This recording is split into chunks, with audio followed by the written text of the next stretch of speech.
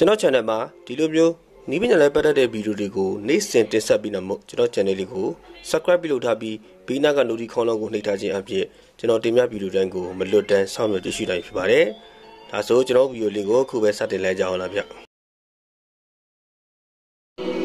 ကျွန်တော်ကတော့ဇုံထဲမှာဝင်လိုက်တဲ့အခါကျတော့ဒီလိုမျိုးနောက်က background မှာကျွန်တော်အိမ်ဖြစ်ရပေါ့နော်အဲ့လိုခြားတော့နောက် background တွေဖြစ်နေတာပေါ့နော်အဲ့တော့ကျွန်တော် background ဘယ်လို change လဲဆိုတော့ဒီဘက်ညာဘက်အောက်မှာပေါ့နော်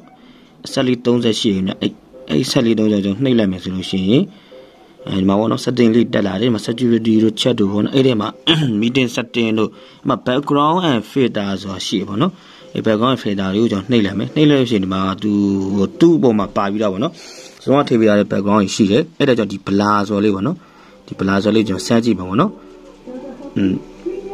blur လေးကျွန်တော်နှိပ်လိုက်မယ်ဆိုရှင်နောက်ကကျွန်တော်ရဲ့နောက်ကပေါ့လုံးဝ blur ဖြစ်သွားပြီမိုက်သွားပြီ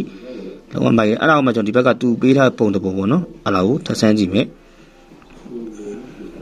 အဲ့ဆိုရင်တော့ golden gate လားအဲ့ဒီဒါပေါ်ရောက်ပြီဒါလည်းမိုက်တယ်မဆိုးဘူးအဲ့ပေါ့နော်ဒါမဲ့ကျွန်တော်တို့ကိုထားခြင်းတဲ့ပုံပေါ့နော်ကိုယ့်ရဲ့တင်တန်းကြောင်းပဲဖြစ်ဘာဖြစ်ပေါ့နော်ကိုထားခြင်းတဲ့ကို logo တွေပဲထားခြင်းတယ်ဆိုလို့ရှိရင်တော့ဒီနားလေးရပေါ့နော်ဒီဗလာရဲ့ဘီနာအပေါင်းလေးပေါ့နော်အဲ့ဒီပေါင်းလေးကိုနှိပ်လိုက်မယ်နှိပ်လိုက်လို့ရှိရင်ကျွန်တော်တို့ဒီမှာပေါ့နော်ပုံတွေပေါ့ကျွန်တော်ကောက်တယ် Facebook ထဲမှာကျွန်တော်ဖုန်းထဲမှာရှိ